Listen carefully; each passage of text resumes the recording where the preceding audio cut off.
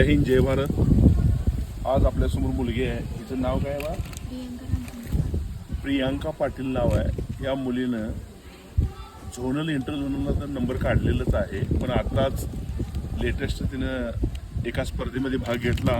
ती क्रॉस कंट्रीची स्पर्धा होती आणि त्यामध्ये फर्स्ट रँक आला आणि आता स्टेटला याची निवड झालेली आहे. तर ही मुलगी जी आहे ती सर्वसाधारण कुटुंबातली आहे, गरीब कुटुंबातली मुलगी आहे. तरी कष्ट करते आणि पळते. ही मुलगी छोटी दिसते पण कीर्ती फार महान आहे. चांगल्या पद्धतीचं रनर आहे.